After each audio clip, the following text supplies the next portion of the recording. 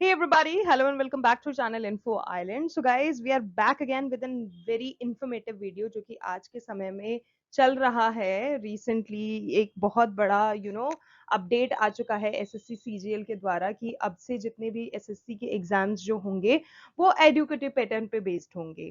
ठीक है. तो एसएससी सीजीएल 2025 में क्या क्या होने वाला है उससे रिलेटेड सारी ही इंपॉर्टेंट इन्फॉर्मेशन. उससे रिलेटेड एक और महत्वपूर्ण बात ये कि एग्जाम डेट पोस्टपोन हो चुकी है which is I think you guys must be aware about it पहले से ही, क्योंकि काफी दिन हो चुके हैं इस डेट को अपडेट इस अपडेट को आए हुए. So I am assuming that you guys are already aware of it. So दो इंपॉर्टेंट चीज जो मैंने यहाँ पर हाईलाइट करी है which you should know. One is exam date आपकी एसएससी सीजीएल की जो कि अगस्त के महीने में होने वाला था वो पोस्टपोन हो गई है. So now what we can assume is, क्योंकि अभी तक क्योंकि एक ऑफिशियल नोटिस नहीं आया है, लेकिन देर आर स्टिल अजम्पशंस जो कि ये बोल रहे हैं कि आपका जो फर्स्ट वीक ऑफ सितंबर रहेगा उसमें आपका एसएससी सीजीएल 2025 का एग्जाम कंडक्ट करवा दिया जाएगा. उसी के साथ साथ अगर मैं एक बात बताऊं कि भाई इंटरनल सोर्सेज के द्वारा कुछ पता चला है कि एसएससी सीजीएल की डेट्स क्या रहने वाली है, वो मैं आपको आगे वीडियो में बताऊंगी, अभी नहीं बताती हूँ. उसका आपको आगे वीडियो आप जैसे जैसे देखोगे you will come to know about it. ठीक है. तो those are the confirmed dates. ठीक है. अजम्पशंस अभी भी आप कह सकते हो क्योंकि भाई इंटरनल सोर्सेस है, आगे क्या होता है वो तो जब तक कोई ऑफिशियल नोटिफिकेशन नहीं आता we can not comment about it. But क्योंकि इंटरनल सोर्सेस से पता चला है तो भाई कहीं ना कहीं प्रोबेबिलिटी हो सकती है, राइट. सो बात करें एग्जाम डेट की तो ये तो हो गई एग्जाम डेट की बात. इसके अलावा आज के इस वीडियो में हम क्या करने वाले हैं, जैसे कि आप सब जानते हो कि जो अब से जितने भी एसएससी के पेपर होंगे I'm so sorry. Staff selection commission जितने भी अपने पेपर कंडक्ट करवाएगा जो पहले टीसीएस के द्वारा करवाए जाते थे ना, अब वो एडिक्विटी पैटर्न पे बेस्ड होने वाले हैं. अब बात करें भाई इतना ज्यादा हाईलाइट हो रहा है, इतना ज्यादा हाइप में चल रहा है ये एडिक्विटी एडिक्विटी, तो बहुत से बच्चों को पता नहीं है तो उनको मैं बताना चाहूंगी कि गाइज ये एडिक्विटी कुछ नहीं है. एडिक्विटी पैटर्न का बस ये मतलब है कि एडिक्विटी इज बेसिकली वो सिस्टम, मतलब एडिक्विटी वो पैटर्न सिस्टम फॉलो करने वाला है, एसएससी वो पैटर्न फॉलो करने वाला है जो कि एडुक्विटी लेकर आएगा. अब ये एडुक्विटी क्या है, ये एक नया वेंडर सिस्टम है जहां पर एडुक्विटी करियर टेक्नोलॉजी जो है वो कंडक्ट करवाएगा एसएससी के वो सारे मेजर एग्जाम्स जो कि 2025 में होने वाले हैं, 25-26 में होने वाले हैं, जो कि पहले करवाता था TCS. If you guys are aware है ना, टाटा कंसल्टेंसी सर्विसेज जो है वो सारे एग्जाम कंडक्ट करवाता था. अब से उसको हटा के एडुक्विटी के पैटर्न पर ले आए हैं. अब क्या होगा, एडिक्यूटी आपका रेस्पॉन्सिबल रहेगा वो सारी चीजें मैनेज करने के लिए जो कि एग्जामिनेशन के प्लेटफॉर्म हो, टेस्ट की डिलीवरी हो, क्वेश्चन बैंकिंग हो, सेंट्रल लॉजिस्टिक्स हो, बायोमेट्रिक सिस्टम हो, कुछ भी हो. एसएससी के जितने भी एग्जाम होते हैं चाहे वो सीजीएल का हो, सीएचएसएल का हो, एमटीएस का हो, जीडी का हो या फिर कोई सा भी एसएससी का एग्जाम हो, उन सब के लिए अब से जो रिस्पॉन्सिबल कंडक्टिंग बॉडी रहने वाली है वो रहने वाली है एडिक्विटी करियर टेक्नोलॉजी. ठीक है. सारी ही चीजें उनके माथे मारी जाएंगी जो कि पहले टीसीएस के माथे मारी जाती थी. ठीक है. अब ये चेंज क्यों कराया है वो तो हम नहीं जानते ऑब्वियसली, मतलब कुछ चीजें हैं, कुछ स्पेकुलेशंस आए भी हैं, but we should not comment about that. ठीक है. लेकिन अब ये जो चेंज हुआ है ना, इसने काफी ज्यादा कंसर्न कैंडिडेट्स के दिमाग में डाल दिया है, क्योंकि जो क्वालिटी ऑफ एग्जाम पहले रहता था क्या वो अब भी वैसा ही रहेगा, now that the pattern has change and the conducting body has change. सो वो सारी चीजें जो हैं candidates are raising concern upon it. उसके अलावा जो पोटेंशियल रहता है टेक्निकल फेलियर्स का, जो कि पहले भी, मतलब ऐसा नहीं है कि पहले गवर्नमेंट एग्जाम्स में वो सब चीजें फेस नहीं करी गई हैं, दे हैव बीन देयर और they will be there. Obviously technical glitch तो कभी भी हो सकता है, किसी भी कंडक्टिंग बॉडी के अंडर हो सकता है. सो कुछ ऐसी चीजें हैं जो कि लोगों के दिमाग में आ रही है, स्टूडेंट्स के दिमाग में आ रही है, टीचर्स के दिमाग में आ रही है कि now what will be happening, what will going to happen. But let it be. अपने को सिर्फ और सिर्फ प्रिपरेशन से मतलब है. अब अगर हमारा प्रिपरेशन अच्छा रहेगा so be it any pattern we will go through it. ठीक है. We will survive. So adequacy का जो है वो हिस्ट्री अगर हम उठा के देखें, ऐसा नहीं है कि वो कंट्रोवर्सीज में नहीं रहा है. एडिक्विटी बहुत बार बहुत सारे एग्जाम्स में, पास्ट में जो भी एग्जाम कंडक्ट करवाए गए हैं उसमें काफी ज्यादा कंट्रोवर्सीज में फेस किया है, but let's just hope for the best. ठीक है. और हम सिर्फ अपना अपना प्रिपरेशन पर ध्यान रखते हैं, so that we can survive the test and make a mark in the examination, right?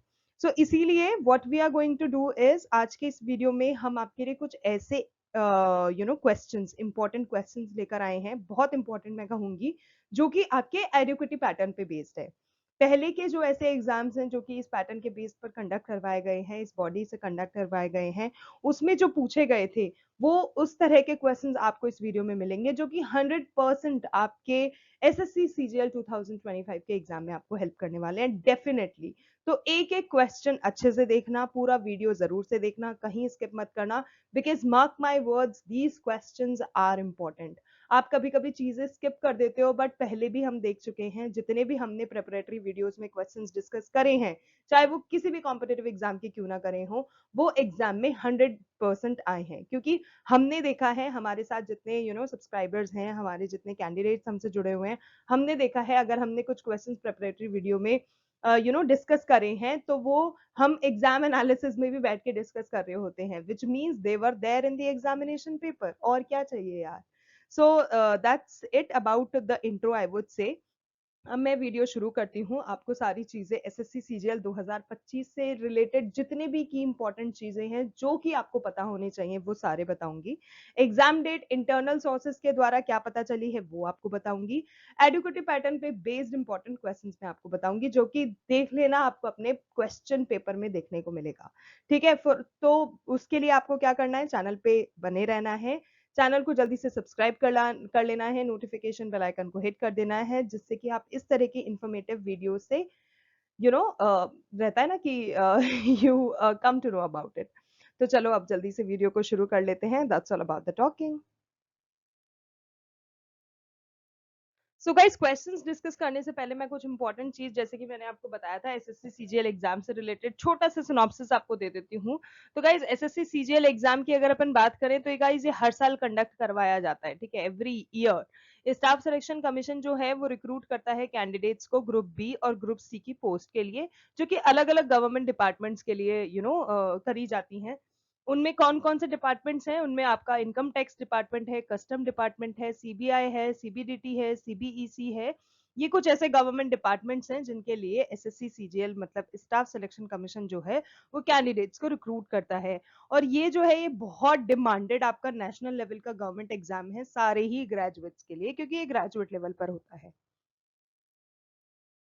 उसके अलावा अगर अपन बात करें कि 2025-2026 के लिए जो नोटिफिकेशन आया है उसमें कितने कैंडिडेट्स के लिए कितनी वैकेंसी निकाली गई है, तो गाइज उन्होंने 14,582 जो है वो ग्रुप बी और ग्रुप सी वाले कैंडिडेट्स के लिए उन्होंने वैकेंसीज अनाउंस करी हैं, जो कि आप ऑफिशियल उनकी वेबसाइट विच इज www.ssc.gov.in पे जाके उसकी डिटेल्स देख सकते हो। जिसके लिए गाइज, जैसे कि हर बार ही होता है, लाखों में एप्लीकेशंस आती हैं, लाखों में कैंडिडेट्स अप्लाई करते हैं, लाखों में कैंडिडेट्स आवेदन पत्र भरते हैं और एग्जामिनेशन सेंटर्स पहुंचते हैं, जिसका मतलब है भाई लाखों में, क्योंकि एग्जामिनेशन के लिए बच्चे पहुंच रहे हैं 14,000 वैकेंसी के लिए, तो गाइज काफी तगड़ा कंपटीशन रहने वाला है। तो इस चीज के लिए आप पहले से ही प्रिपेयर हो जाना। अब जैसे कि हम बात करें एसएससी सीजीएल टीयर 1 के जो एग्जाम है, जो कि पोस्टपोन हो चुके हैं, जो कि पहले अगस्त में होने वाले थे, अब उसको पोस्टपोन कर दिया गया है फर्स्ट वीक ऑफ सितंबर 2025 तक। एंड क्योंकि मैंने आपको बताया था कि एंटिसिपेटेड डेट्स जो रहेंगी हम डिस्कस करेंगे आगे वीडियो में, तो गाइस इंटरनल सोर्सेज के हिसाब से पता चला है कि आपकी जो डेट्स रहने वाली है वो 9 सितंबर से लेके 26 सितंबर तक आपका एसएससी सीजीएल का पेपर चलने वाला है। But let me tell you, we are just anticipating it, क्योंकि इंटरनल सोर्सेज से पता चला है, लेकिन क्योंकि अभी तक कोई ऑफिशियल नोटिस नहीं आया है तो we can't comment on it. लेकिन आप ये मान के चलो कि भाई 9 तारीख से भी अगर आपके पेपर होने हैं, 9 सितंबर से भी आपके अगर पेपर होने हैं, तो ये जो 14-15 दिन बचे हैं इसमें अच्छे से अपनी तैयारी कर डालो, जिससे कि आप अपना एग्जाम बहुत अच्छे से कर दो। ओके गाइस, इसके बाद मैं आपको बताती हूँ वो इंपॉर्टेंट चीज जो कि इस बार आपको एसएससी सीजीएल 2025 के एग्जाम में देखने को मिलेगी, वो नए चेंजेस कौन कौन से हैं। सो गाइस, सबसे पहले एसएससी ने इंप्लीमेंट कर दिया है आधार बेस्ड आपका बायोमेट्रिक ऑथेंटिकेशन होगा सारे ही रिक्रूटमेंट एग्जाम के लिए, ठीक है, सिर्फ सीजीएल के लिए नहीं बस, बल्कि आपके जितने भी एसएससी के एग्जाम्स होने वाले हैं ना, उन सब के लिए आपका आधार बेस्ड बायोमेट्रिक ऑथेंटिकेशन होगा। ये जो पॉलिसी है, इससे क्या होगा, आपकी आइडेंटिफिकेशन वेरिफिकेशन अच्छे से हो सकेगा, और जो भी फ्रॉडुलेंट प्रैक्टिसेस होती है ना, चाहे वो इम्पर्सोनेशन, जो भी फ्रॉडुलेंट एक्टिविटीज होती हैं, ठीक है, जैसे कि impersonation during the exam process, वो सारी चीजें कम हो जाएंगी। सेकेंडली, जो कैंडिडेट्स हैं वो वॉलंटरली अपना आधार ऑथेंटिकेशन कर सकते हैं 3 स्टेजेस में। किस तरह से? पहला है उनका ऑनलाइन रजिस्ट्रेशन, दूसरा है एप्लीकेशन सबमिशन, और फिर बाद में आता है आपका एग्जाम सेंटर के दौरान, जो टेस्ट के दौरान आपका आधार आइडेंटिफिकेशन होगा। तो 3 तरह से आपका ये आइडेंटिफिकेशन होगा, ऑथेंटिकेशन होगा। तो किसी भी फ्रॉडुलेंट एक्टिविटी का कोई चांस ही नहीं है। इसके अलावा बायोमेट्रिक वेरिफिकेशन की अगर अपन बात करें, तो उसमें आपका फिंगरप्रिंट और जो फेशियल रिकॉग्निशन है, वो दोनों ही होगा, जो कि आपके आधार नंबर के साथ लिंक होगा। ठीक है। तीसरा चेंज जो हुआ है, एसएससी ने अपग्रेड कर दी है अपनी माई एसएससी ऐप, जिसमें कैंडिडेट्स जो हैं वो अपने एग्जाम्स के लिए अप्लाई कर सकते हैं, जिसमें एसएससी सीजीएल 2025 भी इंक्लूडेड है डायरेक्टली थ्रू द ऐप। ठीक है। और इसके अलावा नेक्स्ट जो चेंज आया है, बड़ा चेंज, की 2 नई पोस्ट, जिसमें सेक्शन हेड और ऑफिस सुपरिंटेंडेंट जो हैं वो भी ऐड कर दी गई हैं। ठीक है। सेक्शन हेड और ऑफिस सुपरिंटेंडेंट, ये जो 2 पोस्ट हैं, ये 2 नई ऐड करी हैं एसएससी के एग्जाम में इस साल। ठीक है। तो ये हैं वो सारे नए चेंजेस जो कि आपको एसएससी सीजीएल 2025 के एग्जाम में देखने को मिलेंगे, एंड फ्रॉम दिस ईयर आपको आगे एग्जामिनेशन में देखने को मिलेंगे। इसके अलावा गाइज, अगर हम बात करें एजुकेशनल क्वालिफिकेशन की, तो एज ऑन 1 अगस्त 2025 तक जो जूनियर स्टैटिस्टिकल ऑफिसर है, उसकी पोस्ट के लिए जो बैचलर की डिग्री है किसी भी रिकॉग्नाइज यूनिवर्सिटी से with a minimum of 60% in mathematics in class 12 बहुत ही ज्यादा जरूरी है। इसके अलावा स्टैटिस्टिकल इन्वेस्टिगेटर ग्रेड 2 की अगर अपन बात करें, तो उसमें ग्रेजुएशन का डिग्री किसी भी रिकॉग्नाइज्ड यूनिवर्सिटी से, जिसमें आपका इकोनॉमिक्स, स्टैटिस्टिक्स, मैथमेटिक्स, ये मतलब एज अ कंपलसरी या फिर इलेक्टिव सब्जेक्ट होना बहुत जरूरी है।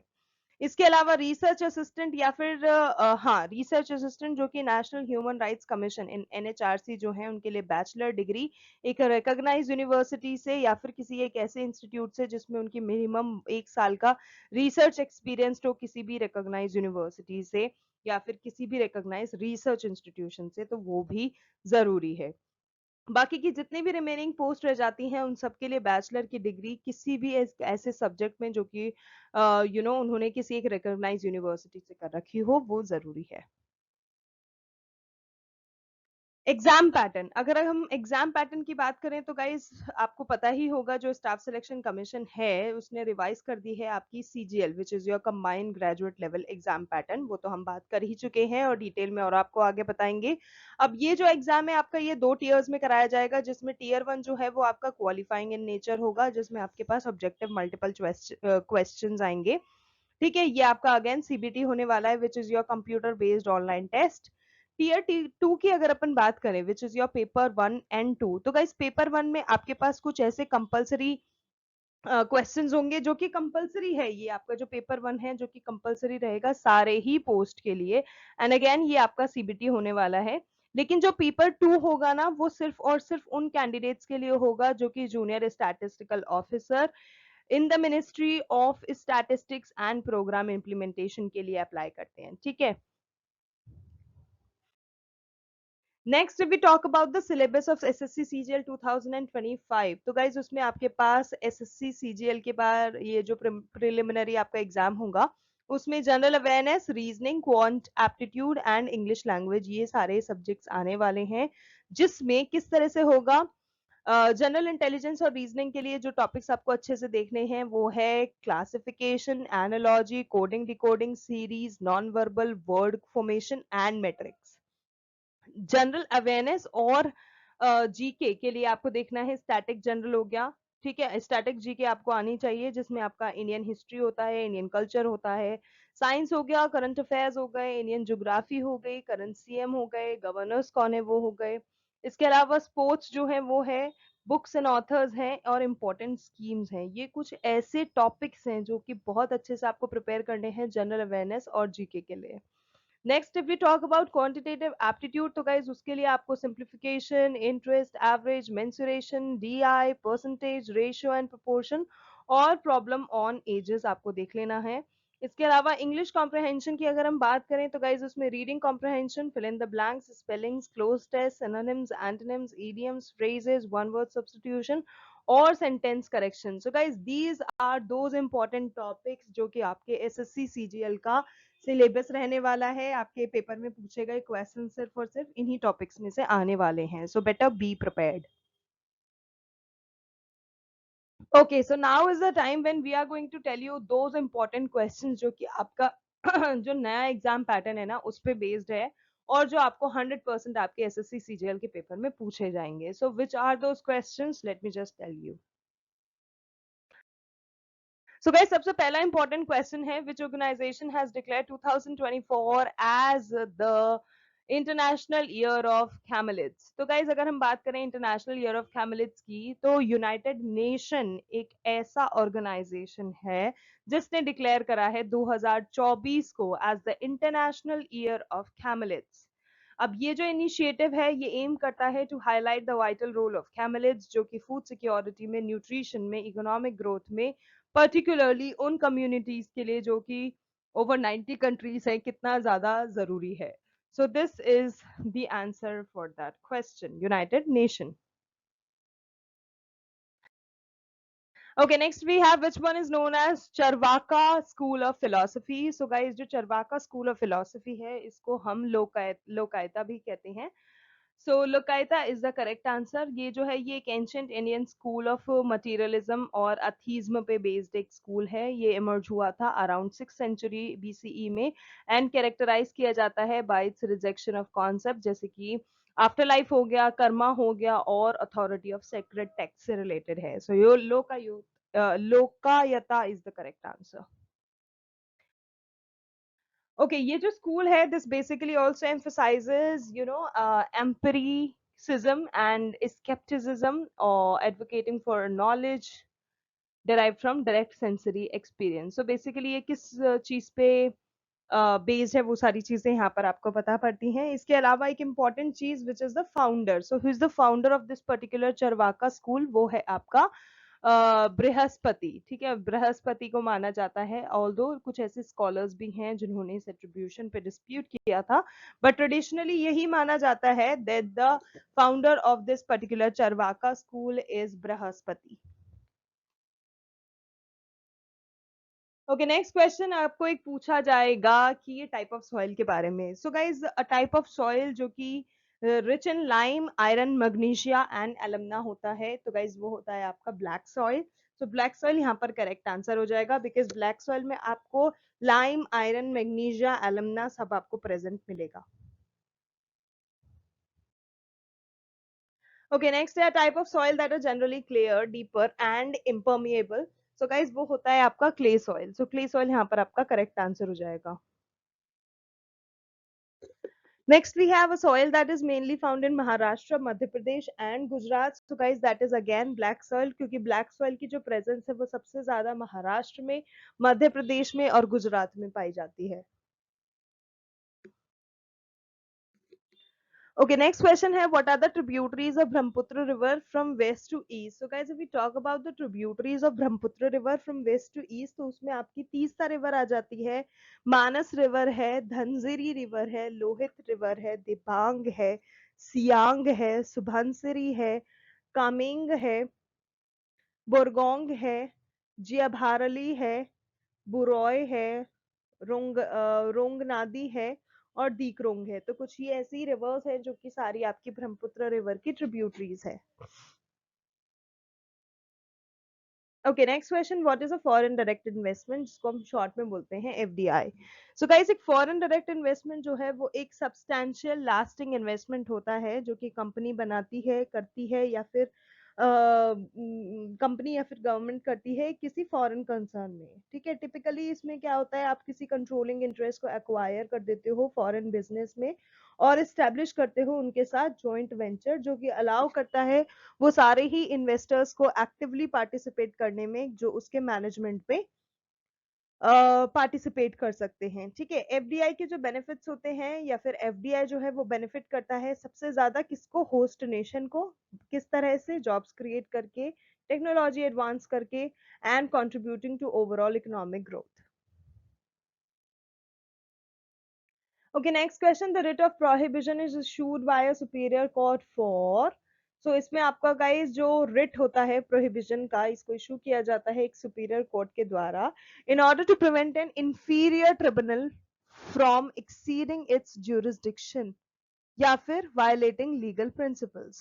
It serves as a preventive measure to ensure कि जो lower courts हैं वो act ऐसा ना करें कि वो legal authority के beyond चला जाए। ठीक है, देयर बाय वो क्या करते हैं, वो सेफ गार्ड करते हैं वो सारे ही प्रिंसिपल्स जो कि जस्टिस के हैं एंड जो रूल ऑफ लॉ है वो मेंटेन हो रहा है। सो जो प्रोहिबिशन की रिट है वो इन्हीं केसेस में इशू करी जाती है by a superior court.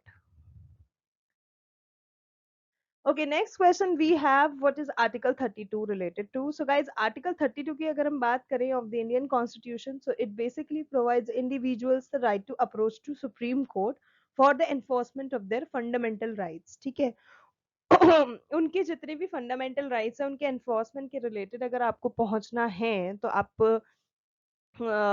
Approach कर सकते हैं सुप्रीम कोर्ट को with the help of this article 32।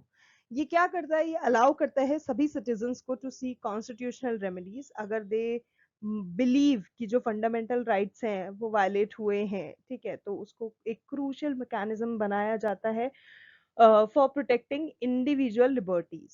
ठीक है, तो ये सारी चीज जो है ये आपकी आर्टिकल 32 के तहत मेंशन है, गिवन है।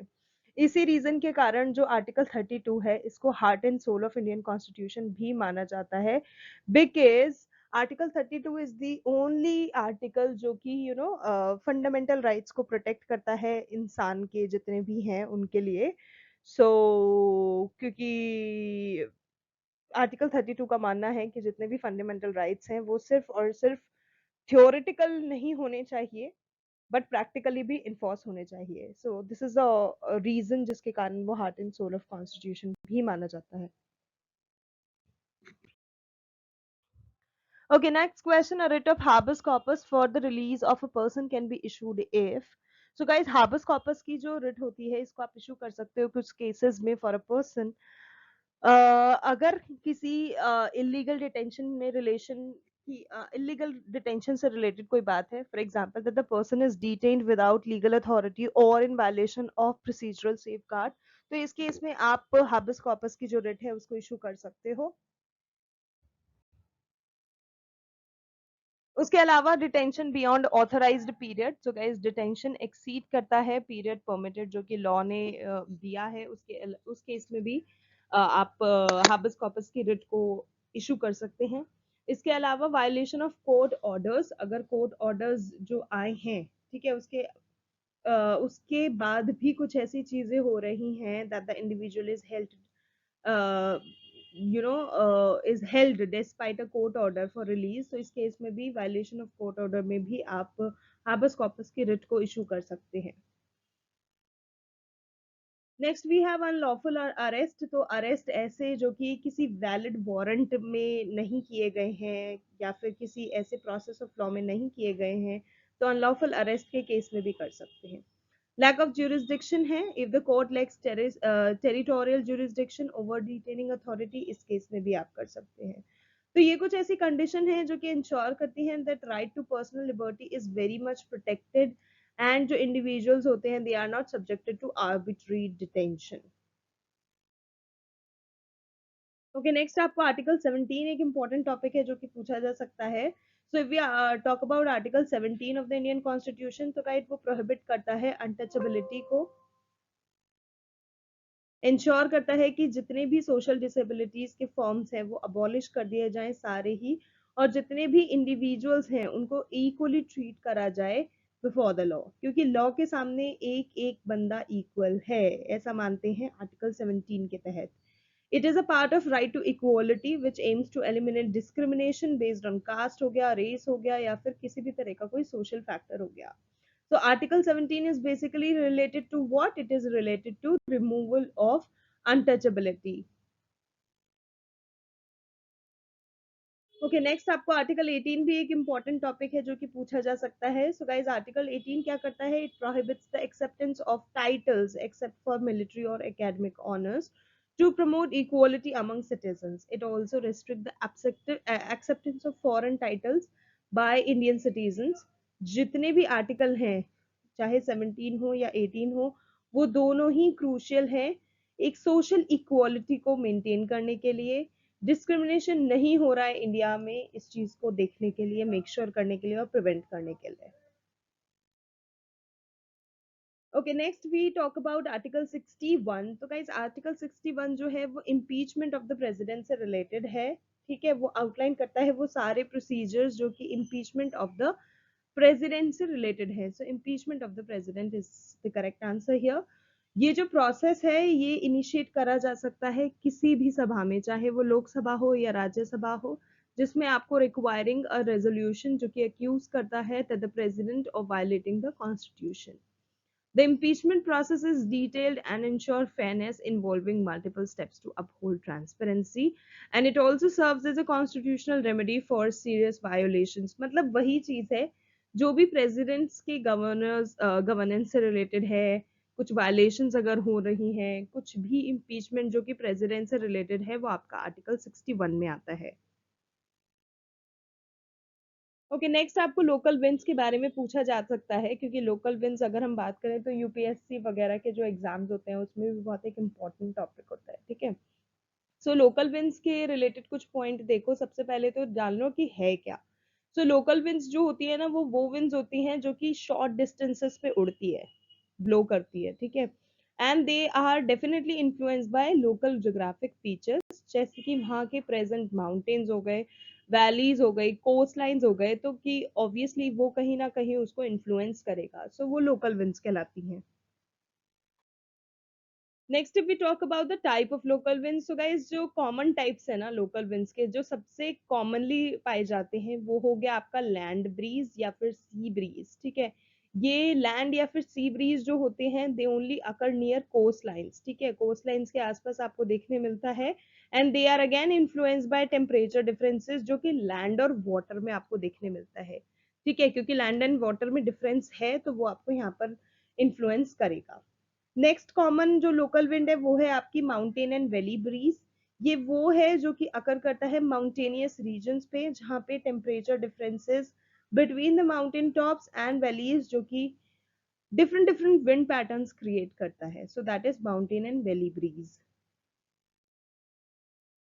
इसके अलावा कुछ ऐसी विंड्स होती हैं जो कि हॉट लोकल विंड्स कहलाती हैं, और कुछ ऐसी होती है जो कि कोल्ड लोकल विंड्स कहलाती हैं। सो हॉट लोकल विंड्स होती हैं जैसे लू हो गया, फोएन हो गया, चिनूक हो गया, सिरोको हो गया और हरमाटा हो गया। ये आपकी हॉट लोकल विंड्स होती हैं। मिस्ट्रल हो गया, बोरा हो गया, ब्लिजर्ड हो गया, ये आपकी कोल्ड लोकल विंड्स कहलाती हैं।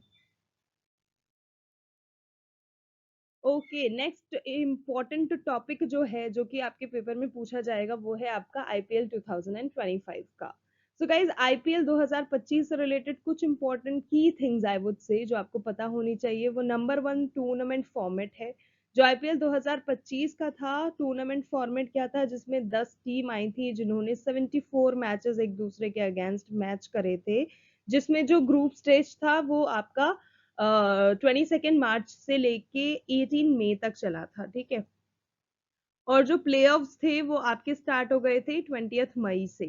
ठीक है, तो ये जो फॉर्मेट है ये भी आपको ध्यान रखना, जिसमें जो फाइनल था वो आपका मई 25 ईडन गार्डन कोलकाता में खेला गया था। इसके अलावा नए रूल्स भी बने थे। तो नए रूल्स क्या थे कि जो सिग्निफिकेंट रूल चेंजेस जो हुए हैं, जिसमें आपका सलाइवा बैन पे मतलब सलाइवा बैन जो करा गया था, सलाइवा बैन वो लिफ्ट अप कर दिया गया है। मतलब जो सलाइवा बैन किया गया था, lifting of the saliva ban वो हटा दिया गया है। दूसरा, आपको introduction of a second ball in the night matches. ठीक है, जो रात के मैचेस होते हैं उनमें आपको सेकंड बॉल इंट्रोड्यूस कर दिया गया है, and expansion of the decision review system which is your DRS, उसमें भी एक्सपेंशन देखा गया है, जिससे कि वाइड और हाइट बेस्ड नो बॉल्स भी देखी जा सके। तो ये नए रूल आए हैं। इसके अलावा टीम डायनामिक्स की अगर हम बात करें तो इस सीजन में आपको लीडरशिप चेंजेस भी देखने को मिले हैं, जिसमें अजिंक्य रहाणे जो कि केकेआर के प्लेयर हैं, कोलकाता नाइट राइडर्स के, अक्षर पटेल जो हैं ये दिल्ली कैपिटल्स में आपको देखने मिले हैं, रजत पाटीदार जो हैं रॉयल चैलेंजर्स बेंगलुरु में हैं, जिन्होंने कैप्टनसी रोल्स निभाए थे। तो ये टीम डायनामिक्स भी इस बार देखने मिले हैं, इंपॉर्टेंट है, आपको पूछा जा सकता है। Next if we talk about the regulations, तो गाइस बहुत सारे नए रेगुलेशंस भी इंप्लीमेंट करे गए हैं आईपीएल 2025 में, जैसे कि family access to dressing room ban कर दिया गया है। ठीक है, जितने भी प्लेयर्स हैं उनकी जो फैमिली है they can not access the dressing room. ठीक है, और इसी के कारण जो बस ट्रैवल है वो मैंडेट भी किया गया है। Okay guys, so those were some of the important key things जो कि आपको आईपीएल 2025 से रिलेटेड पता होनी चाहिए, क्योंकि एग्जाम में पूछा जाएगा। ठीक है, next if we talk about, तो नेक्स्ट इम्पोर्टेंट टॉपिक है भारत रत्न अवार्ड जो कि साल 2024 में दिए गए हैं। सो गाइस, साल 2024 में जो भारत रत्न अवार्ड्स दिए गए हैं उसने रिकॉर्ड मेंटेन करा है, रिकॉर्ड बनाया है for the highest number of recipients in a single year. ठीक है, जो कि इससे पहले कब हुआ था, जो कि प्रीवियस रिकॉर्ड बना था वो आपका साल 1999 में बना था। अब 1999 के बाद ये चीज हुई है आपकी साल 2024 में। And if we talk about कि भारत रत्न कितने मिले हैं, किन्हें मिले हैं, उनके नाम क्या हैं, तो अभी मैं आपको बताती हूँ। उससे पहले अगर हम बात करें भारत रत्न की, तो गाइज वो इंडिया का हाईएस्ट सिविलियन अवार्ड है। ठीक है, जो कि 5 डिस्टिंग्विश्ड एम्प्लॉयज को, सॉरी इंडिविजुअल्स को मिला है, जैसे कि Karpoori Thakur, L K Advani, PV Narasimha Rao, Chaudhary Charan Singh और M S Swaminathan. These are those people जिनको इस साल साल 2024 में भारत रत्न अवार्ड से नवाजा गया है। नेक्स्ट गाइस, पंचायती राज सिस्टम एक इम्पॉर्टेंट टॉपिक होने वाला है। तो गाइस, जो पंचायती राज सिस्टम है इंडिया का, वो है आपका local self governance rural area का। ठीक है, इंडिया में ये जो पंचायती राज सिस्टम है, it is basically established to promote democratic participation, कि ग्रास रूट्स लेवल पे किस तरह से डेमोक्रेसी हैंडल की जाती है। ठीक है, इसमें 3 टीयर्स हैं, जिसमें पहला टीयर है आपका ग्राम पंचायत जो कि विलेज लेवल पे चीजें करता है, दूसरा है पंचायत समिति जो कि ब्लॉक लेवल पर कार्य करता है, और अंत में आपका आता है जिला परिषद जो कि आपका डिस्ट्रिक्ट लेवल पर कार्य करता है। और ये तीनों टीयर्स, ग्राम पंचायत, पंचायत समिति और जिला परिषद, मिलकर बनाते हैं पंचायती राज सिस्टम इन इंडिया।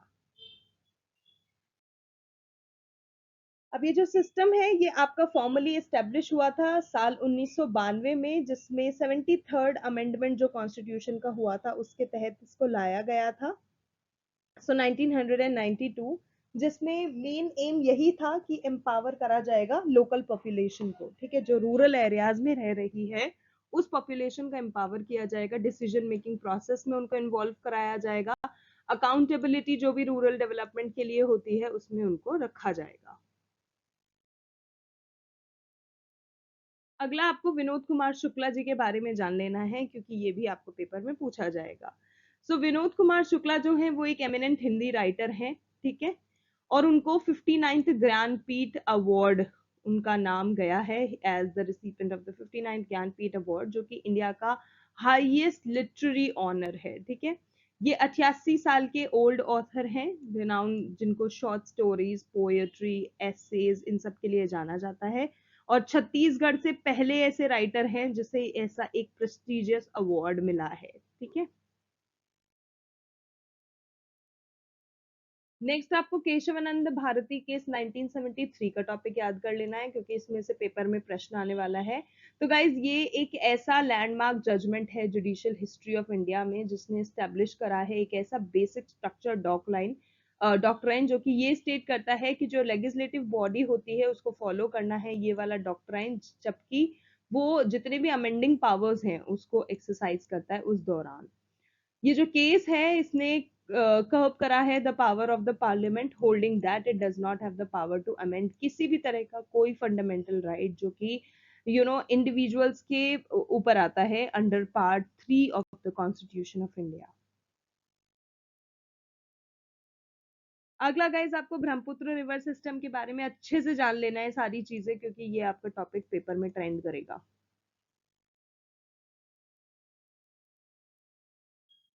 तो गाइस जो ब्रह्मपुत्र रिवर सिस्टम है वो एक तरह का मेजर रिवर सिस्टम है, जिसमें जो ब्रह्मपुत्र है जो ओरिजिनेट करता है तिब्बतन प्लेट्यू से, और उसके बाद फिर फ्लो करता जाता है north eastern part of Indian सब कॉन्टिनेंट तक। ठीक है, इसका जो सिग्निफिकेंस है वो इसके इसी रोल में है कि वो मिलियंस ऑफ पीपल को वाटर प्रोवाइड कराता है, चाहे वो एग्रीकल्चर के लिए हो, ड्रिंकिंग के लिए हो, या फिर डाइवर्स इकोसिस्टम के लिए हो। सो this is Brahmaputra river system.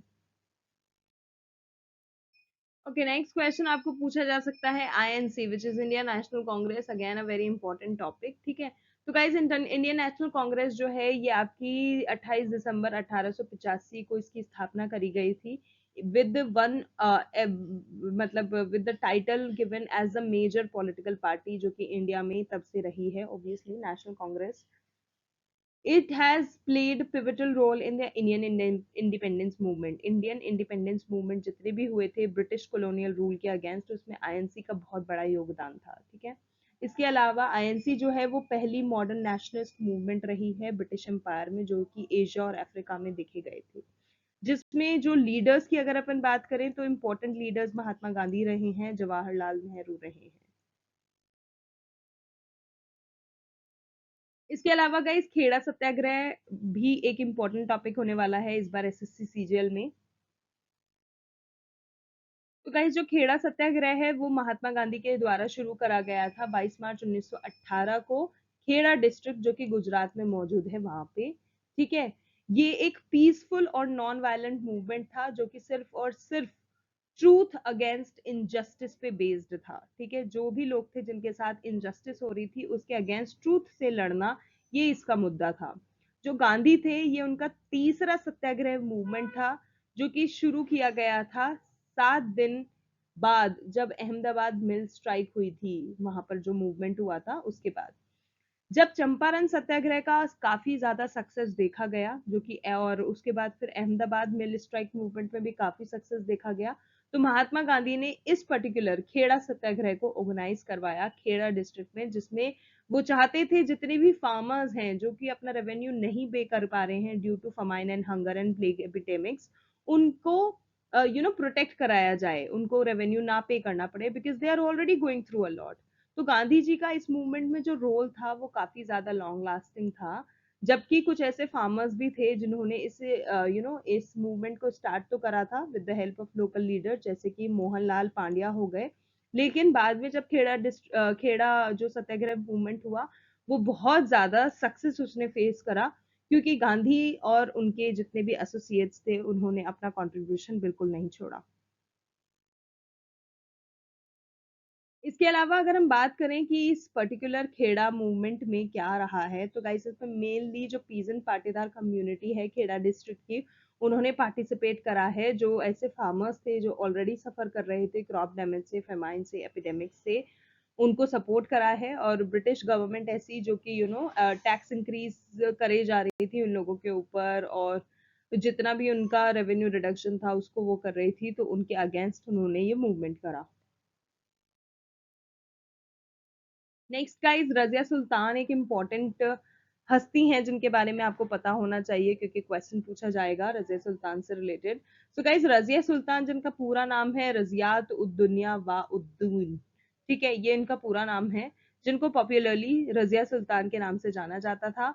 वो एक दिल्ली सल्तनत की रूलर रही हैं, नॉर्दर्न पार्ट जो साउथ एशियन सब कॉन्टिनेंट का है वहां की, and she was also the first female Muslim जिसने साउथ एशिया पर रूल करा है। So this is the highlight for you to know about Razia Sultan. Okay guys, अब सिर्फ और सिर्फ दो इंपॉर्टेंट चीज, एग्जाम डेट मैं आपको बता ही चुकी हूँ, एंटिसिपेटेड एग्जाम डेट 9 से 26 सितंबर आपका होने वाला है पेपर। और दो इंपॉर्टेंट टॉपिक जो कि मैं आपको बताना चाहूंगी, मशीन इनपुट इस बार आपका बहुत इंपॉर्टेंट टॉपिक रहेगा, उसमें से काफी क्वेश्चंस आएंगे, और एसआरटी और एसजेटी से आपको अच्छे से प्रिपेयर कर लेना है, क्योंकि ये इंपॉर्टेंट टॉपिक है इस बार आपके एसएससी सीजीएल में। So that's it, guys. If you liked the video and found it informative, then give it a big fat thumbs up, because this was the the most informative video I could, think of bringing out for you guys right now. And if you guys like the video, then please subscribe to our channel and also press the bell icon, जिससे कि आपको समय समय पर इसी तरह के और informative videos के notification मिल पाए. So आज के लिए guys बस इतना ही. Thank you so much for watching. Thank you so much for your time. We will see you in our next video. तब तक के लिए all the very best to all the candidates and much love to all of you all. And don't panic about any reform or anything coming negative towards the examinations coming up. We can face it all up with the best preparation we can give for ourselves. Thank you.